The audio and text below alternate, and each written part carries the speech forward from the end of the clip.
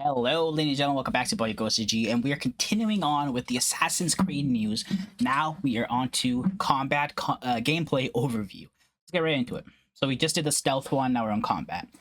All right, there's a little intro message here, but offensive basics. We'll start with a quick roundup of the basic principles of Assassin's Creed, principles of Shadow's fight systems. Remember that choosing to fight as Nawe or Yusuke. I always have trouble pronouncing his name. I don't know why. Yasuke or Yasuke? I don't know. As well as your choice of weapon can alter these building blocks. Light attacks. Light attacks in Shadows are quick, fluid, and reliable, inflicting small increments of damage. However, some enemy archetypes can power through them and land attacks of their own, so be careful. Heavy attacks. Packing a bit more strength, heavy attacks inflict higher damage as most enemies. Use will stagger them and create some space. Posture attacks. Holding the input of any attack, that is pressing and holding the light or heavy attack button, will charge the attack to significantly increase its damage output. This is called a posture attack. Posture attacks can be held indefinitely, oh wow, allowing you to adjust your distance or change targets. All posture attacks are great at breaking through enemies' blocking stance, break their guard instantly. Light attacks can be postured a bit faster than heavy attacks, but heavy posture attacks pack one hell of a punch if you get the timing right. Take notes though, enemies will watch out for posture attacks and attempt to prevent you from charging them, so make sure you keep your eyes out. Mixing light, heavy, and posture attacks is the best way to build up different types of complex combos. Work together. So that was a light attack. Now this is a posture attack. Ooh, was that posture heavy or posture light? That I don't know. Together. Alright, so we go with a quick attack right there. I'm assuming that was a light attack. And now he's posturing either a heavy or a light. I don't know. But it completely broke its guard. Work together. Alright. Vulnerable state. Under certain conditions, such as a perfect dodge, an enemy can be put in a vulnerable state, a short window in which they can be dealt devastating damage. This vulnerable state is a perfect opportunity to counterattack with unleashing a power attack, posture attack, or an active ability for maximum damage. Defense basics. Alright, dodge. Both Nawe and Yasuke can use directional dodges to avoid incoming blows. Nawe dodges are characterized by directional rolls, whereas Yasuke's are directional steps that keep his stature upright throughout. Okay. Though both characters are very reactive, Yasuke's second consecutive directional dodge step has a slight recovery period, which Nawe does not. Parry and deflect. Both Yasuke and Nawe share similar mechanics under the parry deflection umbrella, but the results vary slightly for each of them. Yasuke's parry mechanic happens on a straight line. When a parry is successful, the enemy bounces back, opening themselves to a counterattack. In short, Yasuke does not back down and does not concede terrain. He does not back down, he does not give up. Okay. Nawe's deflect mechanism requires similar timing, but sees her pivot to either side of the enemy, deflecting their attacks away from her. This changes the axes of combat and exposes the enemy's flanks, but it also means Nawe opens herself to surrounding enemies, pushing you to always stay alert. All right, I think I understand. Yeah, so his is like straight up a counter. So she like does like a deflect and quickly steps either to the sides or behind him or something, while Yasuke just stays in position. I see. Unique to Yasuke, block mechanics allow you to turtle up behind his weapon and withstand attacks, including incoming arrows and kunai, except for unstoppable attacks, which are detailed further below. These subtle differences in attack and defense adaptable to deal play style. Okay, so only Yasuke can actually like block attacks. All right, skills and abilities can also be acquired and learned throughout your journey to develop your combat repertoire. Some of these are active abilities that are triggered manually in combat to deal more damage. Some are combo variations or extensions. Others introduce new mechanics that require precise timing and new tactical approaches. These will be crucial to surprise your enemies, and as they are tied to your progress, will give you an ongoing sense of growth within your combat mastery.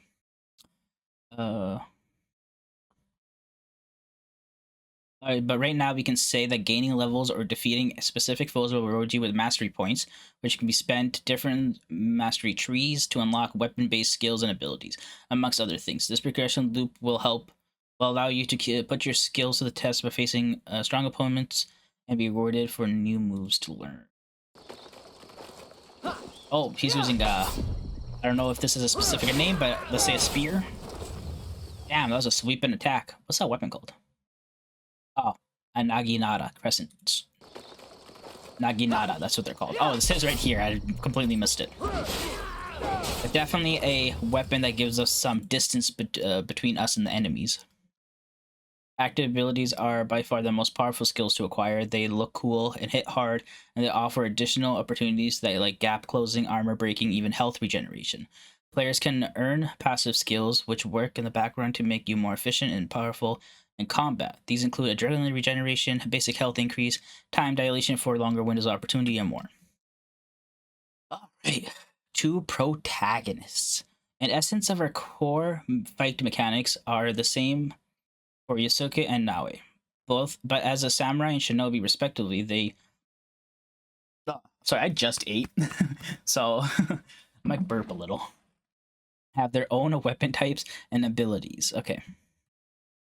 Despite Naoe's formidable stealth prowess, as detailed in our previous post, she is no pushover when it comes to combat. Quick and agile, she will make short work of a single enemy with her barrage of attacks, but as the number of enemies increase, she'll be at a significant disadvantage due to her lack of armor and limited combat resources. At the opposite end of the spectrum, Yusuke stands as a stalwart warrior ready for prolonged knockdown, drag-out combat scenarios. For instance, the last strike in each of his combo enders, will break an enemy's guard without relying on posture attacks. Oh, cool. While both characters can carry 2 weapons and switch between them in combat, Yasuke is also the only protagonist with the ability to switch weapons mid-combo via the link attack ability, which allows him to rapidly string together attacks and weapon abilities in a continuous flow. Yusuke has a few unique samurai tricks up his sleeve. One of them is the seethed posture attack, where he will charge up an opening attack with his katana while his katana is still sheathed. On top of looking quite iconic, most enemies won't see that one coming if timed correctly. We know that attack. What samurai? All samurais have that attack. We just saw it right there. So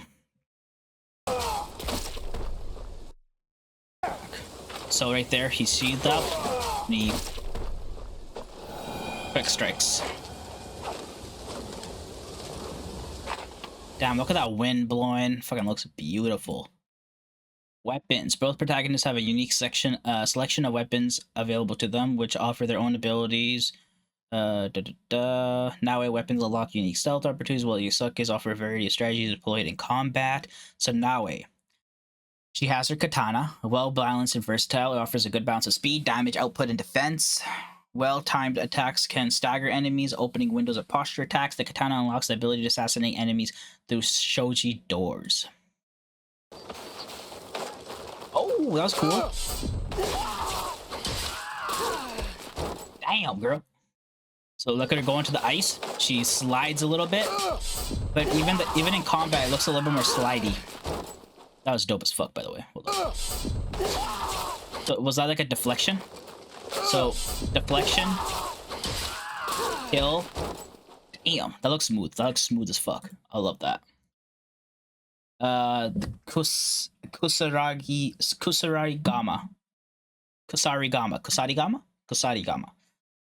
is now his best option for crowd control. Its extendable blade, oh, it's a ball and chain, can reach enemies at a distance and push back numerous enemies. While the scythe is adept to giving a single enemy a very close shave. The Kusarigama unlocks the ability to rush assassinate enemies up to 10 meters away.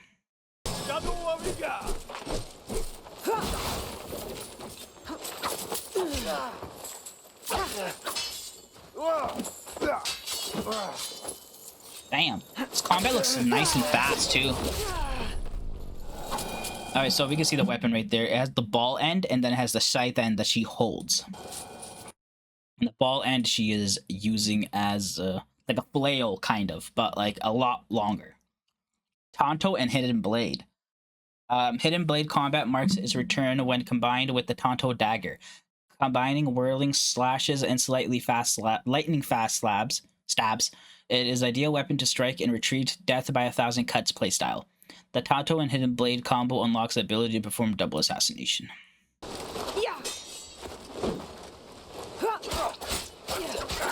Oh yeah, this is like a rogue play style when you have like 2 daggers, but it's one's a Hidden Blade and one's a Tonto. That's what it reminds me of. On her back there, that looks nice. Let me see that again, actually. So like, look at these attacks right here. These hits. It's just quick stabs, dodge out of the way. Very much a rogue play style. That was dope. Never underestimate an Egon. Man, I do miss the Assassin's Creed 3 dual Hidden Blade playstyle. Or actually, Ezio's was the best in my opinion. I did like the Tomahawk and Hidden Blade with Connor though. The one that like went outwards and then like you could grip it. That shit was dope. All right, it's okay. He has the long katana, legendary samurai weapon, scaled up to match Yasuke's size, is versatile and well balanced, equally efficient in attacks and defense, and is an excellent choice for one. Is my screen tilted? It felt like it was tilting a little bit.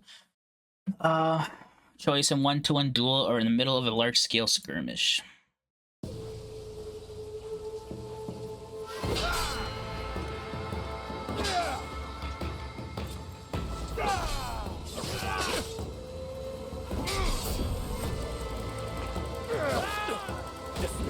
Oh, he just grabbed him. Damn. So that's very much a tanky playstyle. Naginata, standing over 2 meters in length and sporty a sharp bladed tip. The Naginata is Naginata is a Yasuke's weapon of choice in crowd control. Is efficient at keeping enemies at bay as well as dealing damage to multiple enemies surrounding you.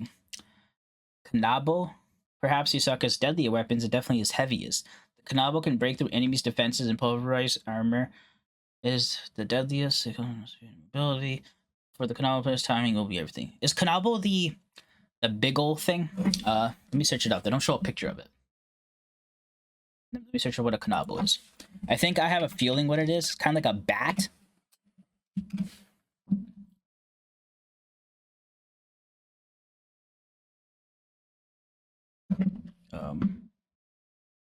Yeah, so like one of these. Oh, you guys can't even see it. My fucking face is in the way. Out of the way. Right there. So like a bat. Looks like a bat at least. I definitely changed my camera settings there. Oops. Oh well. The Yumi Bow. The great Japanese Yumi Bow allows Yusuke to attack unsuspecting enemies from significant distance and strike them down with precision. And variety of arrows, its variety of arrows offer an array of interesting strategies, and mastering accuracy will increase its efficiency. Ooh, headshot. And it says it's only stealth weapon as well, like truly stealth weapon. Looks nice though. The Tipo rifle. The Tipo flint rifle combines destructive power and high lethality. Its raw power offers more range than the bow and great armor penetration, albeit with slow fire rate and even slower reload. The Tipo is a good opener when you don't mind being noticed. Mastering a weapon takes time and dedication. In Shadows, players gain experience through combat, earning mastery points that can be spent with a favorite weapon type to unlock new abilities. Know your enemy. As you progress and discover new locations in Japan, you will encounter stronger and tougher enemies, says Charles, each with new abilities and movesets that challenge different aspects of your fight mastery. The enemies in Shadows are numerous and varied, but for simplicity's sake, we're categorize some them under a few broad families. So there's the outlaws. Outlaws are opportunists that prey on the weak, and for what little combat training they have, Some make up with their unusual tactics. Be wary of their brutes who can still be incredibly deadly. So they're like bandits. Yeah, criminals. Ashigaru soldiers. Ashigaru are the conscripts and volunteers forming the bulk of any clan's army. Carry basic weapons and fighting using conventional tactics. They tend to be more aggressive towards Naue and are fearful of Yusuke. Oh, okay. Ronin. Masterless samurai perpetually seeking their next meal. Most Ronin are in the employ of Naue and Yusuke's enemies. They roam the roads and will attack on sight if they recognize you. Former samurai themselves, Ronin, are well trained, and their disheveled looks are deceiving. Samurai. Superb warriors, well trained and fierce in combat, samurai can carry a wide variety of weapons, from their trusty katana to a mighty kanabo, maybe, I don't know. They also wear an impressive selection of armor sets, including some very high level endgame sets, and employ a surprising number of attacks that counterattacks an enemy. If you catch them unaware, samurai can be easy pickings for a shinobi. But as soon as they know your threat might be lurking nearby, their vigilance and battlefield awareness make them a formidable foe. Samurai Daisho. An offshoot of the samurai family, Daisho are enemy types that can only be found in military castles. They have a unique fighting style that mix a lot of techniques, and their stiff combat challenges all by themselves, let alone when surrounded by other samurai. Samurai Daisho are the gateway to some of the best loot in the game, though, so they are worth the time and effort. Okay. Guardians. An elite group of badass samurai. Guardians are used as reinforcements when the alarm is raised in any given province. With their unmistakable white manes and face masks, Guardians aim to strike fear in opponents and offer some of the most difficult combat you'll find in Shadows. Okay. So we got a few enemies here. We got the outlaws, which are like criminals, bandits. Ashigaru soldiers are like soldiers that make up the bulk of any army. They are volunteers and like whatnot. They're not samurai. They're like foot soldiers. Ronin are samurais that don't have a master anymore, and they're kind of like mercenaries. They get employed by the highest bidder. Samurai, those are warriors, very well trained. Then there's a different type of samurai called the daisho, and those are, I guess, military samurai. Well, samurai might be employed by certain houses and families.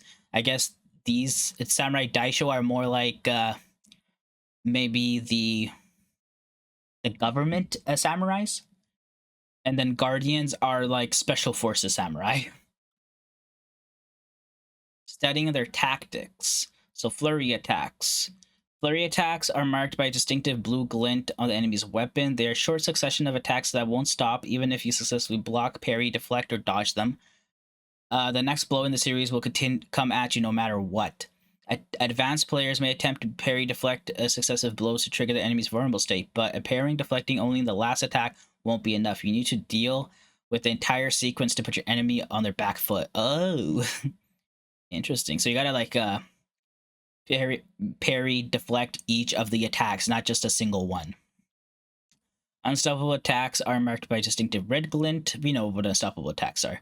They're like heavy, hard-hitting attacks. They cannot be blocked or anything. They're usually just dodged.